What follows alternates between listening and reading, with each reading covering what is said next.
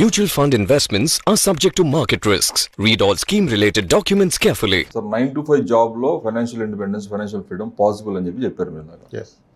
మీ వీడియోస్లో మీరు maximum suggest చేసేది, మ్యాక్సిమం ఎక్కువ కన్సర్న్ చూపించేది కూడా మీ ఫ్యామిలీ టైం ఎక్కువ స్పెండ్ చేయండి, పర్సనల్ లైఫ్ చూసుకోండి, ఫైనాన్షియల్ దీంతో పాటు అది చాలా ఇంపార్టెంట్, అది బ్యాలెన్స్ చేసుకోండి చాలా సందర్భాల్లో చెప్పారు. ప్లానింగ్ సంబంధించి, పర్సనల్ టైంకి సంబంధించి, ఫ్యామిలీ సెక్యూరిటీకి సంబంధించి ఇవన్నీ కన్సిడర్ చేస్తే doing a job, doing a business, ఈ రెండిట్లో ఏది బెస్ట్, ఏది నీట్గా బ్యాలెన్స్ చేసుకోవడానికి పాసిబిలిటీస్ ఎక్కువ ఉన్నాయి? ఫ్యామిలీ లైఫ్ని కానీ, safety, security, financial security, income levels, becoming rich అన్నీ కన్సిడర్ చేస్తే ఈ రెండిట్లో మీరు ఏది సజెస్ట్ చేస్తారు? ఇప్పుడు నా లైఫ్ తీసుకున్నాను అనుకోండి సార్, ఈరోజు స్పెండ్ చేస్తున్నంత టైం ఫ్యామిలీతో నేను జాబ్ చేసినప్పుడు స్పెండ్ చేయలేకపోయినా, ఈ లైఫ్ స్టైల్ కూడా ఇవ్వలేకపోయా. అసలు ఇవ్వగలిగేవాడిని కాదు నేను జాబ్ చేస్తూ పోతే, బికాస్ ఆఫ్ నా స్కిల్ లిమిటేషన్స్ వాట్ ఎవర్ అప్పుడున్న పరిస్థితులు. ఇప్పటిదాకా కన్యూ చేసినా ఈ రోజు లైఫ్ స్టైల్ ఇవ్వగలిగాను కాదు, ఈ కైండ్ ఆఫ్ ఇన్కమ్కి వచ్చేవాడిని కాదు, ఈ కైండ్ ఆఫ్ ఫ్రీడమ్ ఫినాన్షియల్లీ కానీ టైం పరంగా కానీ పాసిబుల్ అయ్యేది కాదు. ఇది నా case. It does not mean ఇదే కరెక్ట్ వ్యాపారం చేస్తేనే అవుతారంటే కాదు. అందరికి అప్లై అవుతుంది, అందరికి అసలు అవదు. ప్రతి వ్యక్తి యొక్క స్థితిగతులు, అతని రెస్పాన్సిబిలిటీస్, డిపెండెన్స్, అతనికి ఉన్న ఆస్తులు ప్రైమర్లీ అది నిర్ణయిస్తుంది ఇతను జాబు వదిలేసి బిజినెస్కి వెళ్ళగలడా లేదా అని. ఆయన స్కిల్ సెట్ కూడా కదా, అది ఇంపార్టెంట్. ఇప్పుడు బిజినెస్ చేయకపోతే ఫెయిల్యూర్ కాదు, బిజినెస్ చేసిన ప్రతి ఒక్కరూ లైఫ్లో సక్సెస్ అయిపోయి ఏమి ఎస్టాబ్లిష్ అయిపోయి మల్టీ బిలియనర్స్ ఏమి అవరు కదా. ఇది సో ఏది తప్పు రైట్ కాదు, కానీ మోటివేషన్కి బిజినెస్ అనే మాటతో చాలా బాగుంటుంది. ఉద్యోగాలు కల్పించు, మీ పిల్లలకేమో నువ్వు జాబ్ కొట్టాలని చెప్పకు, ఉద్యోగాలు ఇవ్వాలని చెప్పు. ఎట్లా చెప్తావు? నువ్వు చేసిన వాడికి చెప్పడానికి ముందు నువ్వు చేసావా? ఇప్పుడు సరిగా బిజినెస్ చేసినప్పుడు డెఫినెట్లీ దే థింక్ పిల్లలు జాబ్కి వెళ్ళకూడదని కోరుకుంటాడు, అంటే నేను ఎస్టాబ్లిష్ అయ్యాడు కాబట్టి కదా. కానీ ఇప్పుడు మనం మోటివేట్ చేసి మీరు అసలు ముందు పిల్లల యాటిట్యూడ్ మార్చండి, జాబ్ వద్దంటే ఎట్లా? బిజినెస్ అంటే ఏం క్యాపిటల్ ఉంది నీ దగ్గర, అసలు ఏం ఆపర్చునిటీ, అది ఐడెంటిఫై చేయడానికి ఎంత టైం పడుతుందా, సస్టైన్ అవుద్దా అవదా, ఎన్ని బిజినెస్లు ఫెయిల్ అవుతాయి, ఎన్ని అసలు విత్స్టాండ్ అవుతాయి. బిజినెస్లు ఎక్కువ అదే సేమ్ బిజినెస్ 95 మందికి ఫెయిల్ అవుద్ది, 4-5 హిట్ అయింది. దానికి రీజన్స్ ఉంటాయి మనం కదా. సో కాబట్టి ఏది బెస్ట్ అని ఏం లేదు, దేన్ని ఎలా చేయాలనేది ఇంపార్టెంట్ క్వశ్చన్. సో ఇక్కడ నేనేమన్నాడు, నేను పర్సనల్గా ఫీల్ అయింది, ఎవరైతే తమ ఉద్యోగాన్ని వ్యాపారం లాగా ఫీల్ అయి చేస్తారో వాళ్ళు గ్రో అవుతారు, ఎవరైతే వాళ్ళ వ్యాపారాన్ని ఉద్యోగం లాగా ఫీల్ అయి చేస్తారో వాళ్ళు గ్రో అవుతారు. ఈ రెండు మైండ్ సెట్స్ ఉండాలి. ఉద్యోగాన్ని వ్యాపారం లాగా చేయటం అంటే you taking up responsibility, you feeling like a owner, what best value edition, ఇంకా నేను బెటర్మెంట్ ఏం చేయగలను, ఏ చేంజ్ వస్తే నా కంపెనీ ముందుకెళ్తుంది అనే యాటిట్యూడ్ని నువ్వు ఎంప్లాయ్గా ఉన్నప్పుడే చేసుకోవాలి. కంపెనీని ఓన్ చేసుకోవాలి, ఓన్ చేసుకొని కంపెనీ గ్రోత్ కోసం పనిచేస్తే నీ గ్రోత్ ఎవడు ఆపలేడు. ట్రూ. ఇవాళ కాకపోతే రేపన్నా నువ్వు రికగ్నైజ్ అవుతావు. అంతే, రికగ్నైజ్ కాకపోయినా ఎక్స్పీరియన్స్, లాట్ ఆఫ్ ఎక్స్పీరియన్స్ కదా. నేను ఇప్పుడు టైం నీకు 5:30 అయితే బ్యాగ్ వేసుకొని బయలుదేరొచ్చు అనే యాటిట్యూడ్తో పనిచేస్తే యూ విల్ నెవర్ గ్రో. అంతే, ఛాలెంజెస్ వస్తాయి. ఇప్పుడు ఏఐ వచ్చింది, జాబులు పోతాయి అంటున్నారుగా కదా. ఏఐ వస్తే మరి ఎవరికి అందరికి లాస్ అయినా ఎవరికి బెనిఫిట్ అవుదా? ఏఐలో జాబులు పోయిందనో శాలరీస్ తగ్గినాయి అంటే ఇంటర్నల్ ఎవరికో బెనిఫిట్ అవుతుంది కదా. ఇప్పుడు ఒక చిన్న ఎగ్జాంపుల్ ఇస్తా. ఇప్పుడు కూల్ డ్రింక్స్ అన్ని ఫ్రిడ్జ్లో పెట్టి అమ్ముతాం కదా. ఫ్రిడ్జ్ మ్యానుఫ్యాక్చర్ చేసినోడికి డబ్బులు ఎక్కువ వస్తాయి, ప్రాఫిట్ కూల్ డ్రింక్స్ తయారు చేసేవాడికి ఎక్కువ లాభం వస్తుందా? ఇప్పుడు ఫ్రిడ్జ్లో పెడితేనే కూల్ డ్రింక్స్ చల్లగా అవుతుంది, అప్పుడు కూల్ డ్రింక్స్ అమ్ముతాం. అవును. ఇప్పుడు ఈ బిజినెస్లో ఫ్రిడ్జ్ మ్యానుఫ్యాక్చర్కి ప్రాఫిట్ ఎక్కువ ఉంటుందా, కూల్ డ్రింక్ తయారు చేసేవాడికి ఎక్కువ ఉంటుందా ప్రాఫిట్? ఎక్కువ ఉంటుంది, కూల్ డ్రింక్స్ వాడుకుంటుంది. యాక్చువల్లీ ఇక్కడ కూలింగ్ వాడుకుంటున్నాడు, అవును, కానీ ఆ ఫ్రిడ్జ్ వన్ టైం పర్చేజ్, దాని ప్రైస్ ఎంత? ఒక 15,000, 20,000, 30,000. కానీ దాంట్లో వారానికి ఒక 30,000 రూపాయలు కూల్ డ్రింక్స్ అమ్ముతాం. అవును, అంటే ఫ్రిడ్జ్ ఉండడం వల్ల కూల్ డ్రింక్స్ అమ్ముడుపోతుంది, ఫ్రిడ్జ్ లేకపోతే కూల్ డ్రింక్ అమ్ముడుపోలేదు. Cool drinks people are making profit. Similarly ఇప్పుడు ఏఐ కనుక వాల్యుయేషన్ చేస్తే all industries will get benefit, వీళ్ళ కాస్ట్ తగ్గిపోతుందిగా. నైస్ ఎగ్జాంపుల్ కదా. అవును అవును, ఎస్. సో నువ్వు యాజ్ అన్ ఎంప్లాయీగా ఉపయోగపడాలి, రైట్? వాల్యూ యాడ్ చేయాలి, వాల్యూ యాడ్ చేయాలి. చేస్తే అప్పుడు నేను వదులుకోలేరు, నువ్వు మస్ట్ అయిపోతావు. అంతే. ఓకే, నువ్వు ఒక ఫ్రిడ్జ్ లాగా పనిచేయాలి, నీకు తక్కువ వచ్చినా నువ్వు కావాలనుకున్నప్పుడు ఇటు సైడ్ రా. ఇప్పుడు ఏఐ ఎగ్జాంపుల్ వరకు వాడుతున్నాను. ఏఐ వస్తే డిస్ట్రాయ్ అవుతుందంటే దానివల్ల బెనిఫిట్ అయ్యే సెక్టర్ చాలా ఉంటాయి. సో నువ్వు ఎప్పుడు ఆ మైండ్ సెట్తో పనిచేయాలి. ఈ సెకండ్ వర్షన్కి వచ్చేసి ఎంప్లాయ్ లాగా ఫీల్ అవ్వాలంటే ఏంటంటే business people by default nature of business ఏంటంటే that will make you aggressive you start throwing quick decisions very quick, sometimes necessary అవుతాయి కూడా. అప్పుడు ఒక పెద్ద మిస్టేక్ చేస్తే you go to square one or much deeper వెళ్ళిపోతావు, కిందకి వెళ్ళిపోతావు. I see lot of cases. మా పార్ట్నర్ గాడు కంపెనీ నుంచి 20 కోట్లు చేశాడు సార్ అంటాడు, అది ఇవ్వట్లేదు సార్, అది ఇట్లా చాలా వస్తాయి. అంటే బిజినెస్లో రిస్క్ ఎలా అంటే that will make you zero over night. జాబ్లో జీరో ఏమవుతావు, మైనస్లో కూడా వెళ్ళిపోతుంది. బిజినెస్ జీరో అయితే పర్లా, మైనస్లోకి వెళ్ళిపోతాం. ఆ ఛాన్స్ ఉందన్న విషయాన్ని గుర్తించి, ఆ రిస్క్ని గుర్తించి బిజినెస్ని జాబ్ లాగా, అంటే ఇప్పుడు జాబ్లో నీకు ఒక ఫిక్స్డ్ ఇన్కమ్ వస్తుంది కదా, సిమిలర్లీ నీ బిజినెస్లో కూడా ఒక ఫిక్స్డ్ ఇన్కమ్ తీసి, ఫిక్స్డ్ రెవెన్యూ వచ్చినప్పుడు తీసి, ఒక పార్ట్ ఆఫ్ ఇట్ తీసి నీ ఫ్యామిలీకి ఇచ్చే, మీ వైఫ్కి ఇచ్చే, నీ పేరెంట్స్కి ఇచ్చే, నీ పిల్లల మీద చేసుకో, ప్రొటెక్ట్ చేయి ఫ్యామిలీని. రేపటి రోజు బిజినెస్ జీరో అయినా ఫ్యామిలీ నిలబడాలి. అంటే నువ్వు ఇప్పుడు బిజినెస్ పెట్టడానికి ఫ్యామిలీది బంగారం తీసుకెళ్ళావు, వాళ్ళ ఆస్తులు అమ్మేసావు, వాళ్ళ టైం తీసేసుకున్నావు నువ్వు, మరి ఇది నడుస్తున్నప్పుడు వెనక్కి ఇవ్వాలిగా. చాలా మంది ఇక్కడ మిస్ అవుతారు కదా. మిస్ అవుతారు. నీకేం తెలుసు మన బిజినెస్ 40% గ్రో అయింది, ఎందుకు నీకు ఇప్పుడు నేను కొంటే నీకెందుకు ఆగు అంటే తప్పదు. అవుతుంది 40 అయింది, 50 అయింది, 200% గ్రో అవుతుంది, కానీ తేడా కొడితే నువ్వు స్క్వేర్ వన్ అయిపోతుంది. సో నేనేమంటానంటే ఇప్పుడు ఒక బావిలో నీళ్లు మీరు చూస్తే అయిపోవాలని ఎంత ఉన్నా అయిపోవు. సరే ఫిల్ చేద్దాం ఒక మోటార్ పెట్టి నీళ్ళు పోసినా బావి నిండదు. సేమ్ బిజినెస్ కూడా అంతే. కానీ మనం ఏం చేస్తున్నాం, దాన్ని ఫిల్ చేద్దామని ట్రై చేస్తున్నాం. నా business should become this must turn over ఇంత అని. ఈ లోపు ఒక పాయిజన్ డ్రాప్ బావిలో పడితే బావి ఎందుకు పనికిరాదు కదా. అంటే ఆ రిస్క్ ఉంది బిజినెస్లో, మోస్ట్ ఆఫ్ ద బిజినెస్లో ఆ రిస్క్ ఉంది. కాబట్టి బిజినెస్ ఇనిషియల్ టైంలో డెఫినెట్గా చాలా టైం ఇవ్వాలి, డబ్బు పెట్టాలి.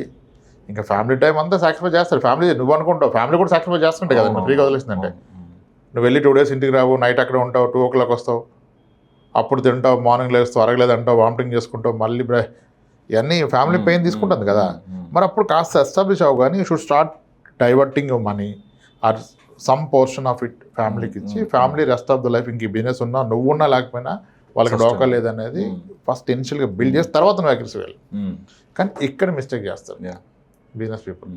అంటే మీరు ఇప్పుడు ఆ మిస్టేక్ చేయడానికి అసలు మెయిన్ రీజన్ ఏంటంటే డెలిబరేట్గా ఆ వైపు అంటే ఏముందిలే నేను ఉన్నా కదా నేను చూసుకుంటాను ఆలోచన, అది బిజినెస్ బాగా నడుస్తుంది, ఫ్యామిలీకి ఏమవుతుందని ఒక భరోసా అంటే ఏదో ఉంటుంది కదా. సంవత్సరానికి 30 లక్షలు సంపాదిస్తాను, 40 లక్షలు వస్తుంది ప్రాఫిట్, ₹1 కోటి వస్తున్నప్పుడు యూ డోంట్ కేర్. అదే చిల్లర అమౌంట్ అక్కడ ఇస్తే కదా, ఇస్తే కదా అని ఈ బెట్టింగ్లోకి వెళ్ళిపోతుంది. అంటే ఇంకా నెక్స్ట్ మల్టీఫోల్డ్ ఇప్పుడు కాంపిటీషన్ కిల్ చేస్తుంది. Competition, you should update the knowledge, machinery update చేయాలి. ఈ డిప్రిషియేషన్ వదిలేస్తారు సార్ అందరూ. ఇప్పుడు మ్యానుఫ్యాక్చరింగ్లో వీటిలో చిన్న బిజినెస్ ఎగ్జాంపుల్ చెప్తుండి, ఒక క్యాబ్ కొని మీరు కంపెనీకి అటాచ్ చేస్తే డబ్బులు వస్తుంటారు అంతే. అవును, 30,000 40,000 అనుకుందాం. హెచ్ఆర్ మనోడరా, నేను ఇప్పిస్తాను నీకెందుకు, ఒక డ్రైవర్ని పెట్టు, డ్రైవర్ గారికి 30,000 పోయినా నీకు ఎవ్రీ మంత్ పెట్రోల్ వాళ్ళు కొట్టుకుని 1,00,000 ఇస్తారా, నీకు 60,000 మిగులుద్దురా అంటాడు. Very good. కానీ ఇట్లా నువ్వు క్యాబ్ సర్వీస్ పెట్టి డ్రైవర్ని పెడితే నువ్వు ఇప్పుడు ఏమన్నా నువ్వు కారు ఈఎంఐ డ్రైవర్ సాలరీ పోగా 20,000 మిగిలినా ఓకేరా అంటున్నావు, గుడ్ కదా అంటున్నావు. కానీ ఒక 3 years అయిపోయినాక ఇది డిప్రిషియేట్ అయిపోద్దిగా. అప్పుడు దీన్ని తీస్తే వచ్చే వాల్యూ ఎంత, అసలు నువ్వు ఈ 3 years గెయిన్ అయింది ఎంత, ఇది మర్చిపోయి ఒక్క కారు మీద 20,000 వస్తే 10 కార్లు పెడితే ఎంత వస్తుంది అనుకుంటారు.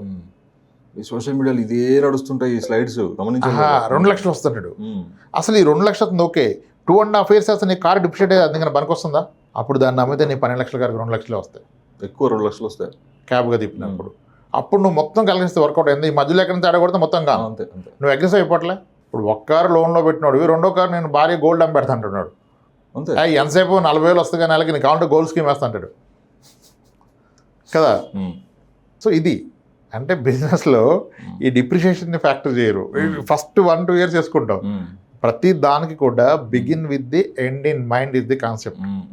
దీని ఎండ్ ఏంటి, ఒక ఇన్వెస్ట్మెంట్కైనా దేనికైనా ఒక రిలేషన్ కూడా ఆలోచించాలి కదా. దీని ఎండ్ ఏంటి, సినిమాలో చెప్తారు ఎక్కడ మొదలు పెట్టారు ఎక్కడ ఆపేవాళ్ళు, ఆపడం ఎక్కడ, ఆపిన రోజు నీ పరిస్థితి ఏంటి, ఆ క్యాలిక్యులేషన్ ఉండాలి. అది మర్చిపోతుంది.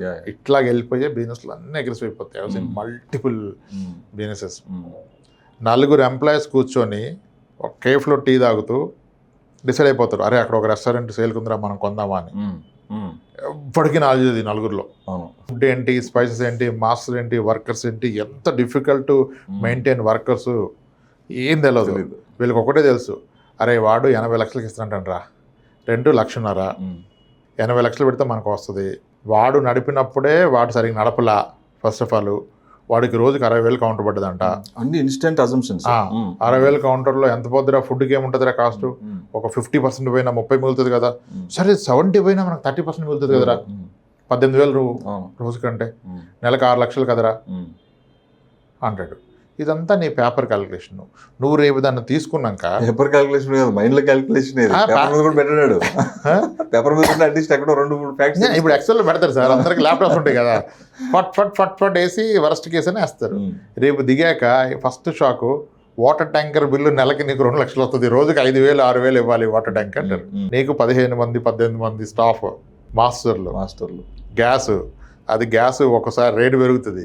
గ్యాస్ రేటు తగ్గింది 50 రూపాయలు అంటే కందిపప్పు రేటు పెరుగుతుంది, కందిపప్పు తగ్గింది అంటే ఆయిల్ పెరుగుతుంది. వెజిటేబుల్స్ కాస్ట్ ఒకసారి హెవీ అయిపోతాయి.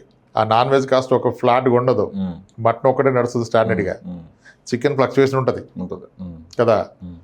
ఇట్లా చాలా పారామీటర్స్ మీరు దిగినాక అర్థమవుతాయి. ఇప్పుడు వీళ్ళు వేసుకున్న లెక్క వేరు, ఇప్పుడు దిగినాక ఏమైందంటే వీళ్ళు అనుకున్నారు కదా లెక్క. ఇప్పుడు వీళ్ళు ఏం చేశారు, ఇది పెట్టడానికి 80 లక్షలు వీళ్ళ దగ్గర లేవు. ఈ నలుగురు తలా 20 లక్షలు లోన్ తీసుకున్నారు, పర్సనల్ లోన్. 4,20,000 80 అయిపోయింది.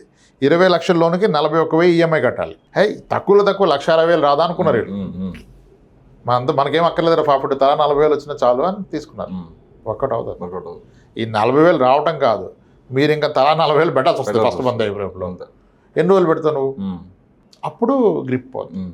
అదే నువ్వు ప్రాపర్ సర్వే చేసి అసలు వాడెందుకు ఫెయిల్ అయ్యాడో రీజన్ కనుక్కోరు. అందరు ఈ ప్యాషన్తోనే కదా స్టార్ట్ చేస్తుంది. వాడు లేదు ఎత్తేస్తున్నాడంటే ఏదో ఉంది కదా. నువ్వు అది వెళ్ళి ఆ కౌంటర్లో కూర్చొని 1 వీక్ నడిపించి చేస్తే నీకు మొత్తం విషయం తెలిసిపోద్ది. కానీ అసలు ఏంది ఇడేనేంటి. మేము కూడా ఒకసారి నడిపినప్పుడు అరిటాకులు అతను బిల్లు ఇస్తే షాక్ అయిపోయేది, ఏంటి 1,20,000 కట్టాలి అరిటాకులు కానీ. ఫస్ట్ ఏమో రెచ్చిపోతాం, కూరగాయలు మనమే కొంటాం, తర్వాత అమ్మో చాలా కష్టం ఆటో వేసుకొని దీనికంటే కొంటాం బెస్ట్ ఆర్డర్ ఇస్తాం, ఆ బిల్లు మనం కట్టాం, అది చూస్తే ఒకసారి పైలైపోయి అదే లక్షల్లోకి వెళ్ళిపోద్ది. ఇవన్నీ ప్రాబ్లమ్స్ ఉంటాయి. Any business like this. మీరు కంప్లీట్ అండర్స్టాండింగ్ ఉండాలి. ఇనిషియల్గా అయితే కంప్లీట్ మనిషి ఉండాలి అక్కడ. మోస్ట్ ఆఫ్ ద బిజినెస్లో మీకు తెలవాలి. అది తెలిసి సెట్ అయినప్పుడు ఇంకా దాన్ని డబుల్ ట్రిపుల్ చేయండి. ఇన్ ద ప్రాసెస్ మొత్తం అక్కడే పెట్టొద్దు, డబ్బు పక్క తీయడం మొదలెట్టండి. బిజినెస్ నుంచి డబ్బులు తీసి ఫ్యామిలీని ప్రొటెక్ట్ చేయండి. ఫిక్స్డ్ శాలరీ లాగా. అదే బిజినెస్లో ఎంప్లాయీ లాగా. అంటే ఎంప్లాయీ ఎలా తీసుకుంటాడు, ఫస్ట్కి అందరు ఎంప్లాయీ శాలరీతో పాటు నువ్వు కూడా ఒక శాలరీ తీసి నీ ఫ్యామిలీ మెంబర్కి శాలరీ వీళ్ళకి తీసి పెట్టు, నువ్వు చేసుకో బిజినెస్ అవడద్దు అన్నాడు. కానీ అసలు కేర్లెస్గా నాకు తెలుసు నాకేం తెలుసు అంటే ఎప్పుడైతే ఆ అహం ఎక్కుతుందో స్టార్ట్ అయింది. సో ఫ్యామిలీ సేఫ్టీ, ఫ్యామిలీ మీద బెట్టింగ్ పెట్టకూడదు బిజినెస్లో. మరి ఫస్ట్ ఎలాగో నువ్వు పెడుతున్నావు అంతే, స్టార్టింగ్ ఇనిషియల్ క్యాపిటల్ కోసం పెడతాం. ఎస్ అవసరం అయితే. ఇప్పుడు ఒకటి స్కిల్ ఉంటే జాబ్లో గ్రో అవుతావు, డెడికేషన్ స్కిల్ 2 ఉంటే బిజినెస్ గ్రో అవుద్ది. ఓకే, ఇప్పుడు నేను బిజినెస్ పెట్టాలి, ఇటు నాకు స్కిల్ లేదు, జాబు చేయలేను, జాబ్ చేసేంత స్కిల్ లేదు, ఈ బిజినెస్ ఏం చేస్తాడు, బిజినెస్ చేయలేడు. కానీ సొసైటీ కోసం ఈయనకు కావాలి కదా ఏదో ఒకటి చూపించడానికి కదా. అప్పుడు కొన్ని బిజినెస్లు ఉంటాయి. ఇప్పుడు చాలా బిజినెస్ మోడల్స్ ఉన్నాయి. Franchisee owned company operated. ఇప్పుడు టాటా వాళ్ళది ఆన్లైన్ ఎగ్జామ్ సెంటర్స్ కానీ కొన్ని ప్రొడక్ట్స్ కానీ అవి ఇవి చాలా ఉన్నాయి. ఇప్పుడు ఐస్ క్రీమ్ ఫ్రాంచైజీలు, ఈ బ్యూటీ సెలూన్ ఫ్రాంచైజీలు అవి కూడా కొన్ని ఫెయిల్ అవుతున్నాయి.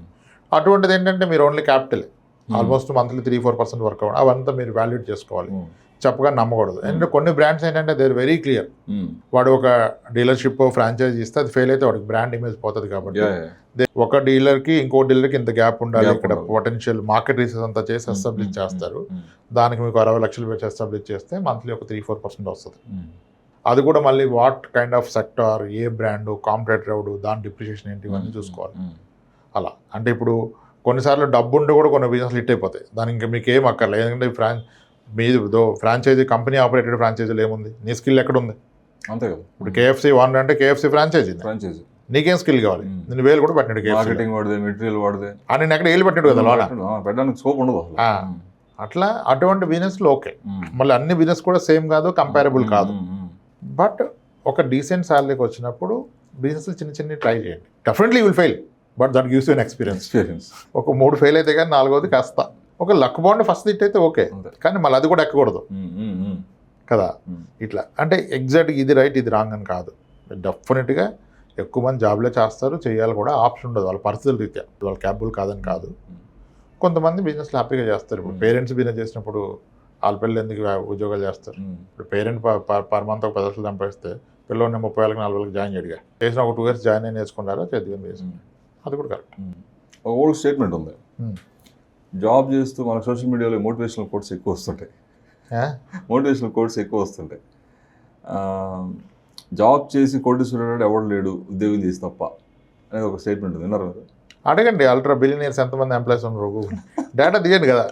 అంటే ఇప్పుడు అసలు మోటివేషన్ స్పీకర్స్ ఎంతమంది లైఫ్ లేదు సాధించి వచ్చారు సార్? ఇప్పుడు మోటివేషన్లో డబ్బులు సంపాదిస్తున్నాం కానీ లైఫ్ లేదు సాధిస్తున్నా. ఈ మోటివేషన్ కోర్స్ అనేది ఒక వ్యాపారం అయిపోయింది కదా, నువ్వు వేరే వ్యాపారాలు చేసినవా? దీనికి ఎంత స్క్రిప్ట్, కంటెంట్, ఎలివేషన్ ఎంత ఉన్నాయి.